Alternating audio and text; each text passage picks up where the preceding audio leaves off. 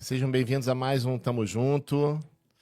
Agradecer pelas pessoas que se inscreveram no canal no último, pelos likes, pelos comentários, foi muito legal, tá? E hoje eu vou ter a honra de entrevistar uma pessoa que eu estou esperando já há 3 anos. É uma pessoa querida, que eu admiro, tenho gratidão ao trabalho dela, tá? E a gente vai falar de um tema, já vou jogar aqui, já vou apresentar ela e vou jogar uma pergunta, né? A gente está recebendo hoje aqui Ana Café, psicóloga, empresária, uma pessoa que empreende, ajuda já há décadas, ajuda milhares de pessoas. E eu já vou começar, né, fazendo aqui uma pergunta. A codependência seria o mal do século XXI? Né? E o que é a codependência? Nossa, o mal do século XXI, assim, é difícil responder, mas, na verdade, assim, ela carrega no bojo o mal do século XXI. Vamos lá. Quase que constantemente o codependente desenvolve um processo de depressão. A depressão é o mal do século XXI. Então, assim, E já era do século XX também, né? como é que a gente separa uma coisa da outra? Em que momento a gente está identificando um padrão de comportamento codependente, né? É, a codependência vai se manifestar em diversas facetas. A gente tem como lugar, né, de reconhecimento da codependência muito a relação com o dependente químico, né? As pessoas acham que ser codependente é se relacionar com o dependente químico e não necessariamente. Hoje a gente entende que a gente está falando de uma estrutura, né, que vai se desenvolver de com diversas objetos de escolha. Eu ia falar sintomatologias, mas eu vou falar de objetos de escolha para estabelecer uma relação adoecida. O codependente, ele não é só a pessoa que tem um envolvimento com o dependente químico, né? É uma das perguntas que eu quero jogar para o público refletir, né? E vou jogar aqui para você, né? Quantas vezes na vida, né? O cara fala de mim, quantas vezes na vida eu disse sim quando eu queria dizer não? Quantas vezes na vida eu fiquei num evento, numa festa, para agradar uma ou mais pessoas e eu que estava louco para ir para casa, né? Então, eu acho que eu sou um codependente, né? Enfim, venho identificando isso já há algumas décadas, né? E isso é muito grave, porque eu acabo virando um personagem, deixando de ser eu mesmo, né? E eu não estava nem envolvido com uma pessoa não estava com envolvimento com uma pessoa dependente de química, mas eu vi em mim uma absurda insegurança, uma baixíssima autoestima, né? E aí, como é que você, nessas décadas do teu trabalho brilhante, né, nessa e em outras áreas, né, como é que você vê isso, o histórico dos seus pacientes e como é possível um tratamento? Então, invariavelmente na codependência, a gente vai encontrar uma baixa autoestima, que pode muitas vezes estar camuflada, né? A pessoa não identifica e reage até com uma certa arrogância, prepotência, que se manifesta às vezes na tentativa de controle, né? Quando a gente fala da relação com o outro que fica adoecida, tem uma tentativa de controle muito grande, né? E quando você fala assim, muitas vezes eu disse sim querendo dizer não, para agradar. Quando eu entro nesse movimento de dizer sim ao invés de dizer não para agradar, eu estou querendo controlar o comportamento do outro, né? Eu estou tentando de alguma Sim, boa forma colocação. ser agradador para que o outro também faça a minha vontade, né? Então, assim, a gente às vezes acha que o codependente é o frágil, a pessoa fraca da relação, E não necessariamente é disso que a gente está falando, né? A gente vê comportamentos codependentes que também podem ser extremamente. Eu gosto dessa palavra, assim, sem maldade, mas assim, perversos, né? Perversos, assim, no sentido de que, às vezes, um familiar, com medo de perder o controle do seu filho ou do seu marido, atua de uma forma a fragilizar essa pessoa, atua de uma forma a culpabilizar essa pessoa, fazendo com que essa pessoa que já tem uma autoestima rebaixada, por mais que não aparente isso, entre nesse jogo e fique dentro do sistema que o codependente quer que ele fique, né? O codependente sofre com isso muito, muito, porque ele está, de todas as formas, tentando satisfazer um vazio existencial, uma dor de ser, de existir.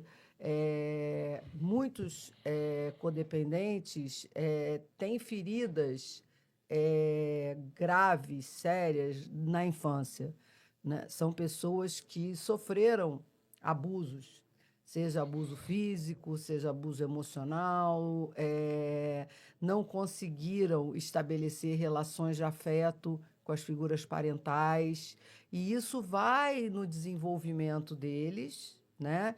Eles vão carregando esse esvaziamento e, por medo de perder, eles atuam dessa forma.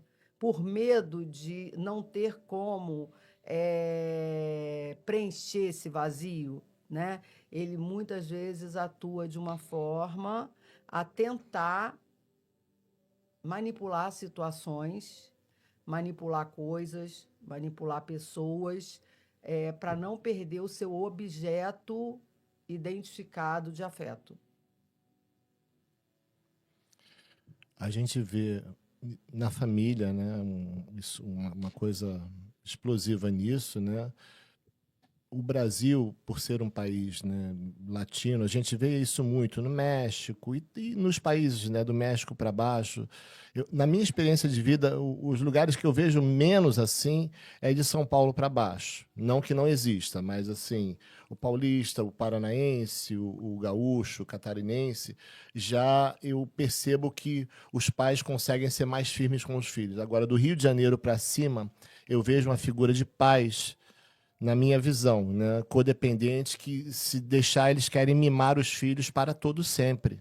Tanto que a gente vê muito filho aí de 30, 40, 50 anos morando ainda na casa dos pais. Você identifica isso como um tema de codependência, assim, um contexto de codependência? Eu estou falando de todo um continente, né? Estou falando da América do Sul. Eu falo isso porque eu sou de família nordestina, né? E minha mãe está com 87 anos. Mãe, te amo, mas a minha mãe, se deixar, se for por conta dela, eu moro com ela até hoje. Eu chego na casa dela, ela quer fazer comida, ela quer fazer a comida que eu quero. Ela passou agora uma temporada fora do Brasil, né? Ela fica 6 meses lá com a minha irmã e fica seis meses aqui. E ela tá até de parabéns, porque dessa vez eu falei, mãe, não traga presente para mim, porque ela traz assim uma mala de presente, entendeu? Então, eu falo, ela é a presidente do clube das mães codependentes, né? Então, como é que você vê essa questão do contexto, das famílias, essa coisa do excesso de mimar, do mimar, né? É uma coisa muito comum em todas as classes sociais. Eu vejo isso, às vezes a família é paupérrima, uma mãe mimando um filho, né, aquela coisa de tratar como um bebê eternamente. Então, no meu ponto de vista e na minha experiência, ser afetuoso, ser amoroso, ser cuidador, não tem a ver com codependência. Codependência é uma outra relação, como eu falei, né, de controle. E daquele sujeito que é codependente não ter sentido na vida se não estiver cuidando da vida do outro. Uma mãe fazer uma comida para o filho que ele gosta é amor, é carinho, né? Mas, no caso, você trouxe o exemplo da tua mãe, né? talvez uma mãe codependente não conseguisse passar 6 meses longe. Ela Ela sofreu, precisaria... ela sofre. Ela, quando ela viaja, ela fica, eu tô com saudade de você. Eu falo, mãe, curta minha irmã, curta meus sobrinhos. Daqui a pouco você volta. Aí ela chorava. Tem uma ideia, né, de que Você aquele conhece ela, né? filho não sobreviveria se ela não estivesse, né? Que aquele filho se colocaria em risco, independente da idade que esse filho tiver, né? Então, assim, é, e, e como eu falei, né? Não tem uma situação demográfica para ser codependente, né? Não tem. A gente não pode dizer que nos países latinos a gente vai encontrar mais codependentes. Se a gente for ver as primeiras literaturas, né, que falam da codependência, da dependência emocional, e isso é interessante, né, a gente falar, porque são duas estruturas, né? São duas formas de lidar com esse vazio que elas estão muito próximas, mas não quer dizer que seja a mesma coisa, né? Então, assim, as duas primeiras principais literaturas que a gente vai encontrar, e quem tiver interesse no assunto, compre, né? É, Codependência Nunca Melanie Mais, Beach, né? né? E Mulheres que Amam Demais, né? E são Hum. duas literaturas que foram escritas nos Estados Unidos, né? A gente ainda tem O Amor é uma Escolha, foi escrito nos Estados Unidos, em clínicas de tratamento, de recuperação. Não tenho certeza agora se era clínica de dependência química, mas eu lembro que o primeiro caso que é descrito, né, é de um casal de pessoas mais idosas, né? Que a esposa com comportamento extremamente codependente com relação ao marido e o marido com comportamento totalmente codependente com relação ao filho, né? Então vira um sistema, né? O adoecimento do sistema na tentativa, né? É, de alguém salvar alguém, né? E como é que essas pessoas se encontram? Então, assim, a codependência ela ainda não é considerada pela Organização Mundial de Saúde uma doença, apesar de algumas tentativas de classificar elas como trazer, né, os sintomas, né, para uma classificação, mas ainda não é considerado uma doença. É muito interessante porque a gente percebe que muitos codependentes, por não dar conta da sua angústia, dos seus medos, de perder, de não controlar, e aí vamos falar assim de dependência química, né? Porque a codependência ela começa assim na relação com dependentes químicos, né? É, Falando da relação de uma mulher com os parceiros que ela encontrava, e a partir disso ela começa a identificar a relação que ela trazia do que ela tinha passado com o pai dela, né? E o quanto que ela estava reproduzindo essa relação nas relações afetivas, né? Que ela construía. Então, assim, e sempre relações com adictos, com dependentes químicos. Hoje a gente fala já de codependência em relacionamentos disfuncionais, né? Então, quando a gente fala da codependência relacionado à dependência química, né, e a gente percebe a sintomatologia, elas estão muito próximas. Elas estão muito próximas. O dependente químico, ele usa uma substância para aliviar aquela angústia existencial, aquela dor existencial, né? Mas quando a gente tira a substância, quando a gente tira a droga, a gente encontra uma personalidade codependente. A gente encontra, né, um sujeito que vai, com a retirada da droga, buscar relacionamentos, seja com o que for, né? Seja com mulheres, seja com filhos, seja com aonde ele vai gerar uma relação de dependência afetiva e emocional. Para quem não sabe, a Ana faz um trabalho de décadas, um trabalho de referência também na área de dependência química, né? Um trabalho renomado aqui no Rio de Janeiro, eu diria também no Brasil, porque tem pacientes nos estabelecimentos dela que vêm de todas as partes do país. Então, Ana, eu queria que você falasse um pouco da tua experiência exatamente agora dos familiares dos teus pacientes, porque eu faço ideia quantas histórias você deve ter para contar dessas décadas do teu trabalho, né? Dos pais, dos irmãos, das namoradas, né? De avós. Então, você pode, sim, falar um pouquinho sobre isso, sobre... É interessante, né? Porque quando essa pergunta que você está fazendo, né? Que quando eu comecei o trabalho com dependência química,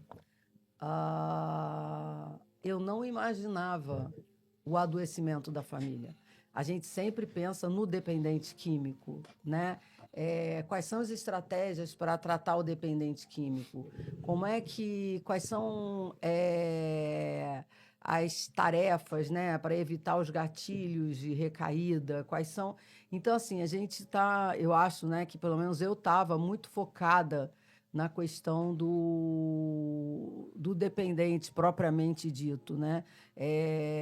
O foco é como interromper o uso de substâncias e como manter esse sujeito abstinente.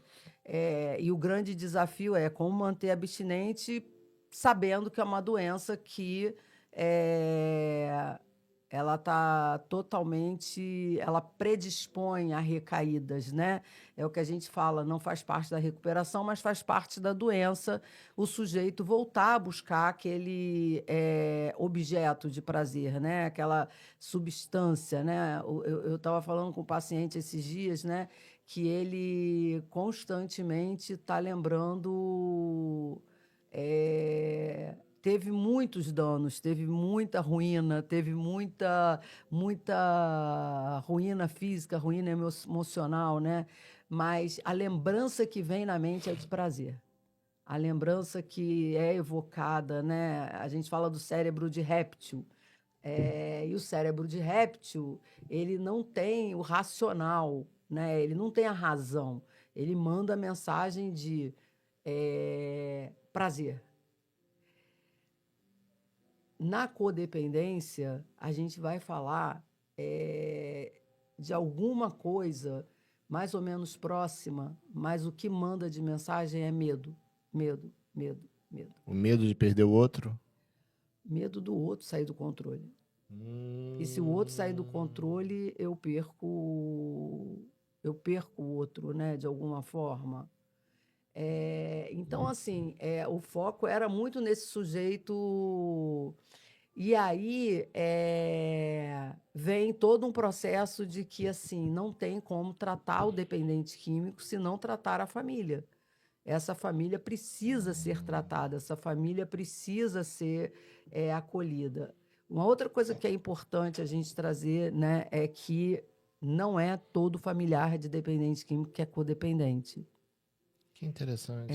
Existem familiares que conseguem, né, por uma estrutura interna, por uma forma de lidar com as suas emoções, Ele já né? corta um cordão umbilical? Ele consegue não entrar na disfuncionalidade da doença. Ele consegue ser assertivo com ele mesmo, né? A gente vê pessoas que estão num relacionamento com um dependente químico e quando percebe que aquela relação vai além do que seria saudável, sai. Tem pessoas que, quando veem que vai além do saudável, mergulha mais ainda. Aí a gente está falando de estruturas codependentes, né? E a gente também encontra isso em pai ou mãe, que consegue não entrar na dinâmica e na disfuncionalidade da doença. É, e quando estão em tratamento, né, eu tenho um caso muito interessante, porque a gente tem que tomar coragem para dizer assim: olha só, se ele voltar bêbado, sob efeito de droga, não abre a porta. Deixa seu filho na rua. E isso é um desafio muito grande, né? Eu não sei como é que seria para mim se eu tivesse que pensar, né, em fechar a porta e ter que deixar minha filha na rua, né? Mas é a orientação que é dada porque a gente sabe que o dependente químico só funciona no limite e na dor. Então, assim, De 10 pais, digo pai, mãe, quantos conseguem fazer isso? De deixar o olha, filho na rua se ele chegar bêbado? no meu tempo de experiência, eu acho que eu tive 3 que conseguiram. Eu tive 3. E aí a gente, de alguma forma, né, entende que esses 3 estão entrando em recuperação. Que esses 3 estavam entendendo que eles não iam resolver aquilo, né? Que aquele adicto, ele precisava, de alguma forma, passar por aquilo para fazer uma escolha, né? Para fazer uma escolha. Eu quero a vida que eu tenho ou eu quero. E aí você vê outros pais que estão participando de um processo do adoecimento do filho, né? E a gente orienta, olha, não dá dinheiro, ele não pode ter acesso a dinheiro. E aí quando você vê, deu R$ 1.000, 2.000. E aí você fala, gente, o que ele não entendeu? Não, não é que ele não entendeu, né? A doença dele está falando muito alto. E eu acho que a gente precisa, né, a gente, enquanto profissional e quem estiver ouvindo aqui, né, ter empatia e compaixão. E entender que essa pessoa adoeceu também, que ele não está dando porque ele quer, ele está dando porque ele ainda não conhece outro caminho, né? Dentro do padrão dele de codependência, ele acha que enquanto ele estiver dando, esse filho vai ter um reconhecimento e vai mudar o comportamento, sabe?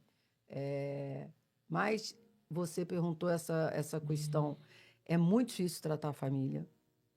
É mais difícil do que tratar o adicto, porque a família invariavelmente acha que não precisa de tratamento, que quem é o doente, né? É só o É o que adicto, está é o em filho ou a filha uso, que né? é dependente Então, químico. assim, hoje a gente, quando fala de adicções, né? Comportamentos adictos, né? A gente não está mais falando só, nós que trabalhamos na área, né? Dessas doenças, a gente hoje não tem mais como falar só de álcool e drogas, né? A gente vê diversos comportamentos adictos. Outro dia eu estava dando um curso sobre adicção e eu passei para os alunos uma lista de grupos de mútua ajuda. E é assustadora a quantidade de grupos que existem e que a gente, às vezes, não conhece, né? E que muitos psicólogos não conhecem, né? Eu acho que, assim, é um convite, quem está assistindo isso aqui, que os psicólogos se preparem, se capacitem cada vez mais, porque o adoecimento em torno das adicções cada vez avança mais e mais. E eu vejo psicólogos que não sabem nem fazer a investigação, né? Se tem um comportamento ali de abuso ou de dependência, né? Então, a gente hoje vai ter pais, né, esposas com pessoas com problema com álcool, com droga, com problema com jogo, com problemas variados, né? Tabaco, sexo, dívidas desenfreadas e etc. E a importância de se tratar disso. O quanto que pessoas que têm familiares com problema com jogo sofrem, porque isso traz um endividamento que vai virando realmente um problema da família inteira e que traz muita raiva, muita impotência. E tudo isso a gente está falando dos sintomas do adoecimento do codependente. Se perceber impotente perante o outro e a situação que está sendo criada. É sentir raiva por não poder cessar aquele comportamento, né? E querer constantemente cessar. Então, sempre está levantando um empréstimo para pagar as dívidas, seja de droga, seja de jogo, seja de... Então, mas eu queria levantar, né, contar essa história que para mim foi muito, muito prazerosa, né? Vou dizer assim, prazerosa, porque quando a gente consegue fazer com que tanto um familiar quanto um adicto, né, que a gente fala assim, adicção é um sistema fechado, né? De negação. É um sistema fechado onde tanto o adicto nega a doença dele, quanto o familiar nega a doença dele, né? E existe um momento, quando a gente vai estudar personalidade adicta, tem um livro que fala disso, né? Muito difícil achar esse livro. Mas, assim... Personalidades adictas? Personalidade adicta. E aí tem um momento em que, por alguma situação, por algum motivo, abre-se uma brecha. E nessa brecha a gente tem que estar de prontidão para entrar e atuar, no sentido de levar essa pessoa para a recuperação, né? É quando dá aquele lampejo, né, de luz e fala assim, não dá mais, eu preciso de ajuda, né? E a pessoa vai realmente buscar ajuda, e a pessoa vai realmente pedir ajuda. Eu sempre falo com psicólogos que chegam para trabalhar com dependência química. Lá na clínica, a gente não atende só dependentes químicos, a gente atende outras patologias, né? Só que eu falo tanto com a equipe do administrativo, da recepção, quanto com a equipe técnica de psicólogos. Gente, se um dependente químico ligar pedindo ajuda, é para marcar a consulta para hoje ou amanhã. Não tem como esperar para a semana que vem. O psiquiatra está lotado, arruma uma brecha. Porque essa abertura que se dá, se você não entrar naquele momento, ela rapidamente se fecha. Ele rapidamente volta para a negação. Ele rapidamente esquece. Essa coisa que eu falei do cérebro de réptil, ele volta a funcionar, né? Quer dizer, ele nunca deixa de funcionar. Mas, assim, a lembrança de dor passa e a lembrança de prazer volta com muita intensidade. E aí o pensamento por que entrar em recuperação? Tá tudo bem. Nossa, eu sinto um prazer tão grande. Tá todo mundo delirando, eu não tenho problema nenhum. Então, assim, a gente tem que estar muito de prontidão. E aí, voltando, né, para a história das famílias, se deixar eu falo, eu vou embora. Mas, assim, essas famílias, um caso, né, que para mim foi bem marcante, né? Foi uma família que veio para mim, o casal, porque o filho estava usando maconha, né? E a família era uma família muito atenta, ele era um filho único e uma família muito cuidadora, né? Muito presente, né? Até porque era o único filho. E aí esse filho não queria tratamento. Para ele estava tudo bem, né? Negação. E assim, a coisa que hoje a gente tem, que é muito preocupante, Jackson, que é essa minimização em torno da maconha, né? Ai, meu Então, Deus. assim, esses meninos ficam achando que eles estão dentro de um contexto de, não vou nem dizer de menor risco, num contexto onde não existe risco, né? E aí a gente vai num Meninos crescente. e muitas vezes os seus pais também acham, né? Mas assim, os pais hoje, né, acabam sendo convencidos, né, de que a maconha não é uma substância. E assim, a gente tem muitos pais que usam junto com os filhos. Como a gente tem muitos pais que é porque é mais comum e a gente esquece, né? Então, assim, geralmente os filhos começam a beber com os pais. Geralmente, o início, né, o pontapé inicial, a experimentação se dá em casa. E a maconha vem caminhando nesse sentido, porque aqueles pais da nossa época, jovem, né, que começaram a usar maconha, muitos permaneceram usando. E hoje acham que está tudo bem e usam com os filhos. Mas não era o caso dessa família, né? Essa família nem tinha bebida, não fumava maconha, uma família muito, muito, eu posso dizer assim, muito funcional para a sociedade, que seria uma família funcional realmente. E aí o menino não queria parar, não queria parar, E e foi se afundando. E foi se afundando. Não preciso nem falar, né? Eu ia falar isso agora. Não tem como. A doença progride. E o menino não quis tratamento, e a família não largou o tratamento em momento nenhum. Que Em bacana. momento nenhum. Eles moravam bem longe, mas eles vinham toda semana para o programa familiar, para terapia Ai, tão individual. bom quando o paciente abraça o Entraram, programa, poxa. entraram em terapia, entraram em tratamento, porque assim, E aí muitas vezes começaram a fechar as portas, começaram a dar limite. Olha, Começaram a ter olha. força, Tá porque vendo, gente? Começaram a dar limite.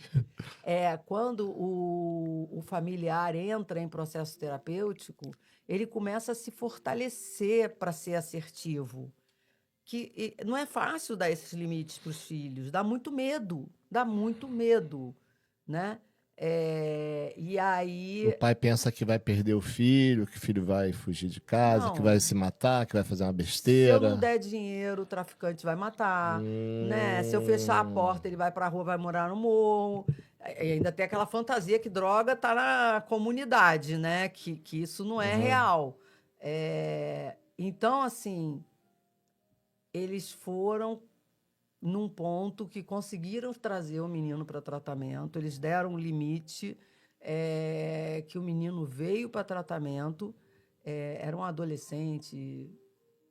E assim, um rapaz, não era um adolescente, né? Ele devia ter 18 anos, que tinha passado por uma faculdade federal, abandonou a faculdade. Porque assim, quando você está fumando maconha, né? Você não quer nada com nada. Você não quer fazer nada. A maconha é a droga das pessoas que abandonam coisas e viram adolescentes eternos. A gente hoje vê, e aí vamos falar de família codependente, né?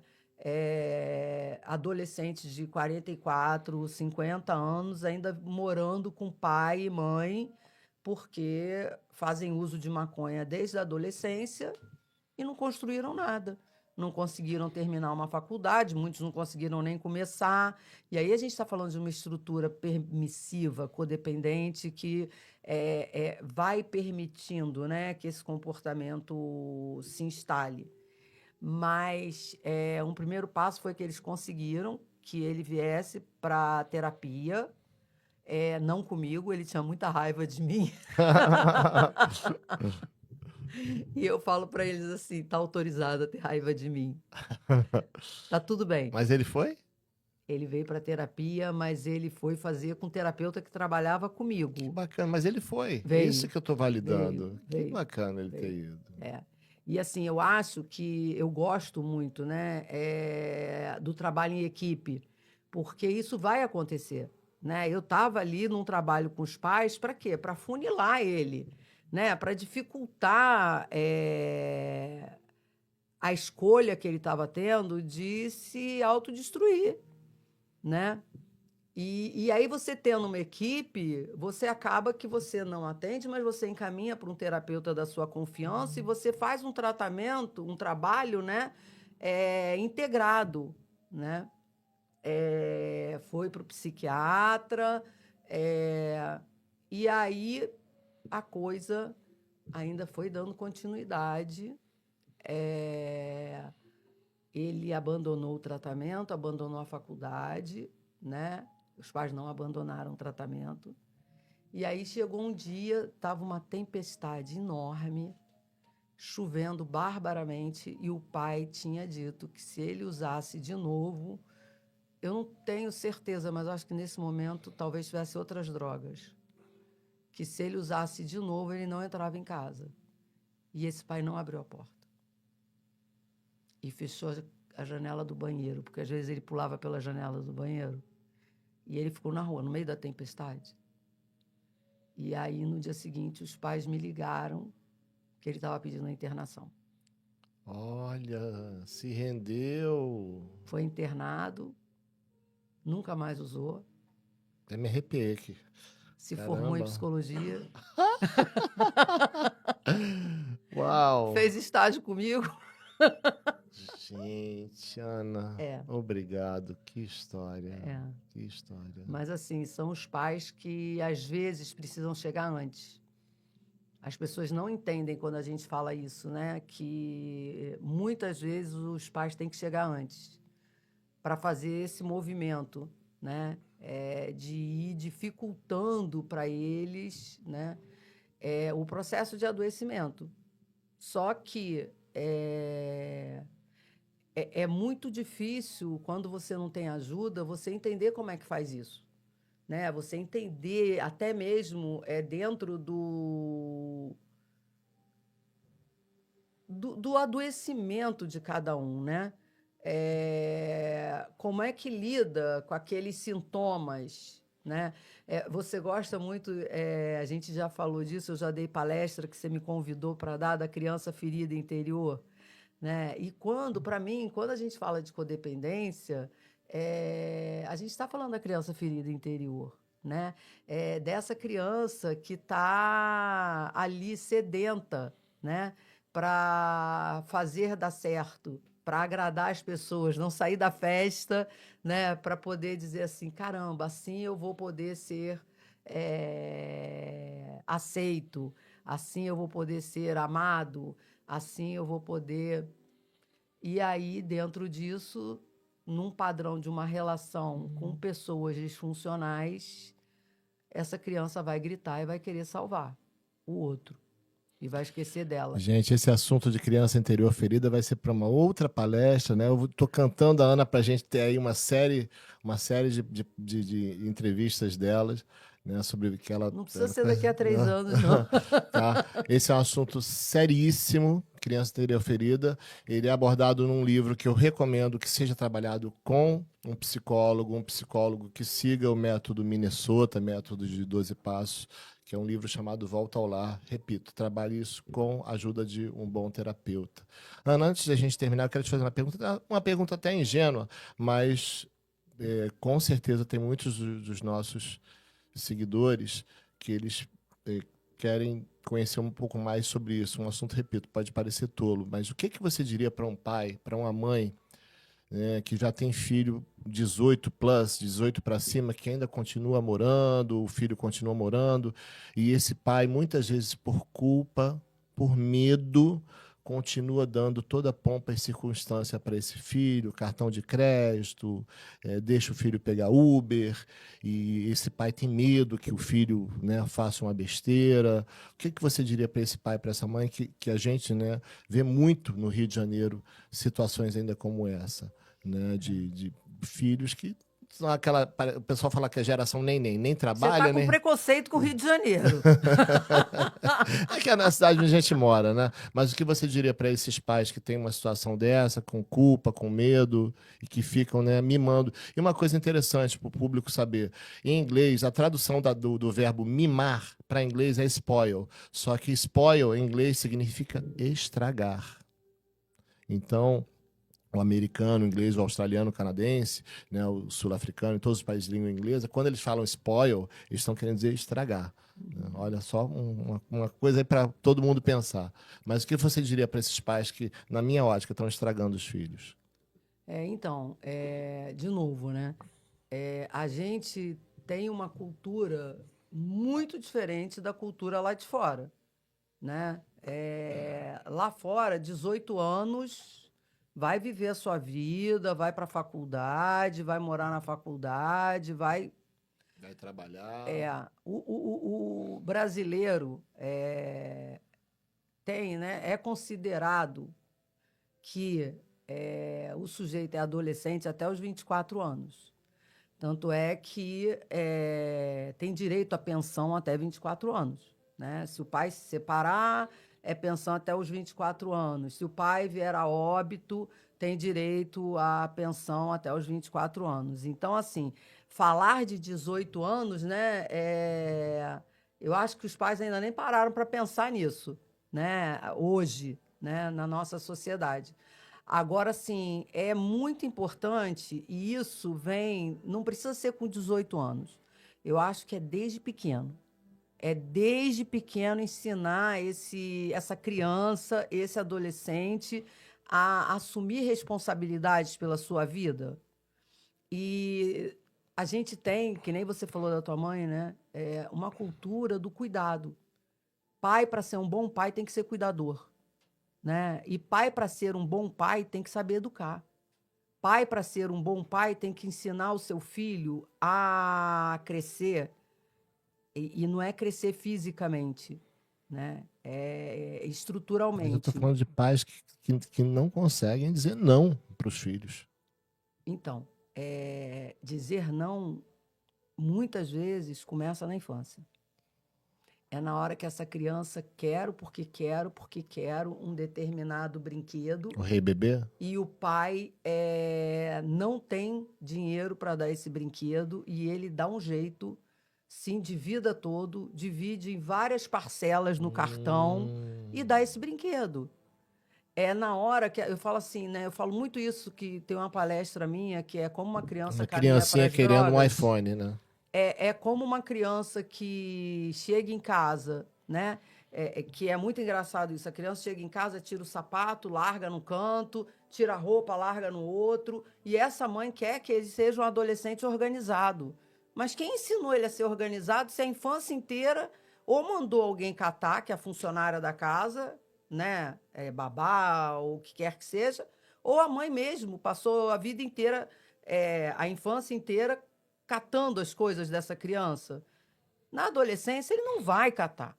E com 18 anos, ele não vai ter responsabilidade para pensar em gerir a própria vida, porque a vida dele foi sempre gerida. A vida dele foi sempre cuidada.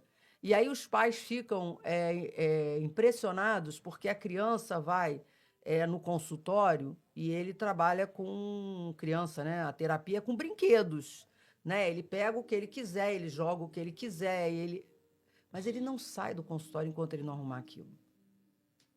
Não tem. E aí a mãe pergunta, mas ele arrumou? Arrumou. Mas entrou uma outra figura que não foi tão facilitadora para dizer para ele, olha, aqui você é responsável pelas suas coisas. Então, você tem a sua... Se você não deixar no lugar, quando você voltar, pode ser que não esteja. Então, isso é um processo educacional que começa muito cedo. Com 18 anos, eu acho que esse adolescente não deveria ter cartão. Se tiver cartão, porque para os pais é mais confortável dessa forma, que esse cartão tem um limite, e um limite chamado mesada, né? Então, assim, olha, você vai ter uma mesada de X para você está estudando, né? Então, você vai ter uma mesada X e é isso para o mês inteiro. E esse sujeito vai aprender a gerenciar a própria vida?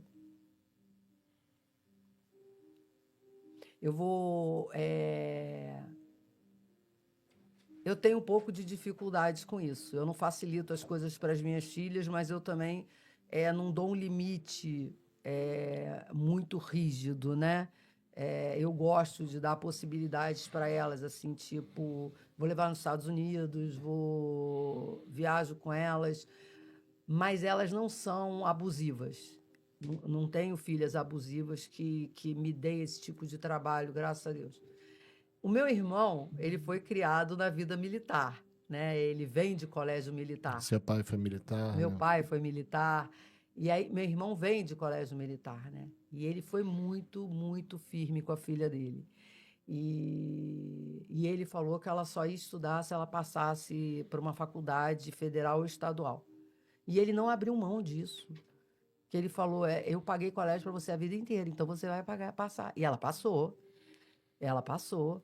E ele falou, agora eu não tenho mais... É esse pai que você está imaginando aí? Agora eu não tenho mais que te dar dinheiro, eu vou te dar passagem, não sei o que, tal, tem comida na faculdade. E ela, rapidamente, segundo período, terceiro período, arrumou um estágio que era remunerado, passou a ter o dinheiro dela. Então, assim, ela vai para a faculdade de manhã, sai da faculdade, vai para o estágio e já foi efetivada, sem ter se formado. Então, assim, cara, funciona desse jeito. Funciona. A gente não vai estar maltratando o filho. A gente vai estar ensinando esse filho a crescer, né? Na época eu ainda ficava assim com meu irmão, falava, calma, não faz desse jeito, né? Você está deixando ela... Mas, assim, funcionou, né? Então, pais que pensem, né? Que às vezes... porque tem pais que perdem a mão, né? Se a gente não perder a mão, dar limite é um ato de amor. É isso. Dar limite é Essa um ato de música amor. para os meus ouvidos. Eu queria levantar uma... que tem me incomodado, sabe? Uma discussão, talvez, para uma próxima encontro nosso. Eu hoje vejo no Instagram milhões de postagens sobre comportamento narcisista. Milhões de gente querendo assunto... ajudar mulheres que se envolveram com um narcisista. Uhum. E eu não sei se existe tanto narcisista assim. Eu não acredito que exista tanto diagnóstico de narcisista, mas provavelmente existe muita mulher codependente e dependente emocional e que não sabe dar o limite necessário e deixa um homem ser abusivo. E isso não é narcisismo. Excelente tema aí para próxima, gente. Excelente, gostei. Ana, queria agradecer por você ter vindo hoje. Finalmente, gente, foram mais de 3 anos esperando ela. Tenho o maior carinho por ela, ela sabe disso e já está devidamente convidada para outras, porque eu acho que a gente pode desenvolver alguns programas com uma série de temas dentro do guarda-chuva que a Ana trabalha, que é a saúde mental, das dependências. Esse tema agora no fechamento foi fantástico. Você quer deixar um recado, Vou apanhar. teu Instagram, alguma coisa assim? Ah, ótimo. É porque eu já estava pensando aqui que quando eu sair vai ter pedrada no Instagram. Porque é mais ou menos assim que acontece, né? Eu crio a polêmica e depois o pessoal vem. Eu quero, quem quiser me seguir, tô lá no Instagram, @Núcleo Integrado Ana Café.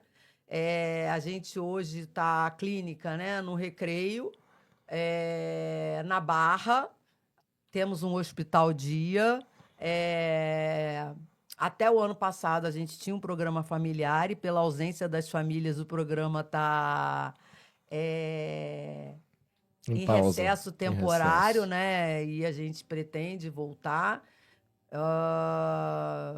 E também tem a internação, que é o Espaço Village, que é onde a gente trabalha os pacientes que não conseguiram Porque assim, eu acredito muito, sabe, Jackson, no Hospital Dia, que pode ser um primeiro caminho antes de uma internação. Então, assim, o paciente pode chegar para o Hospital Dia para desintoxicar, mas quando esse paciente não consegue, a gente encaminha para uma internação para que ele possa cessar esse uso e começar uma vida saudável, produtiva. Então, quem quiser me acha lá no Instagram, Núcleo Integrado Ana Café, tá bom? Jackson, obrigada pelo convite. Desculpa Tamo a junto. minha falta, né? Existe uma disfuncionalidade mesmo, né? A minha secretária fica louca com a agenda. E existem as outras questões que a gente não planeja. Foi aquilo que eu te falei, da brecha, né? E aí o paciente deu a brecha para internar, é agora. Bora, entendeu? Valeu. Obrigada. Gente, queria agradecer, olha, inscrevam-se no canal, deem like, comentem, compartilhem. A gente está voltando aí, estamos voltando com toda a força aqui, com o apoio do Instituto Daut, aqui no Shopping Barra Square, na Barra. Até o próximo, Ana. Obrigado. Tamo junto.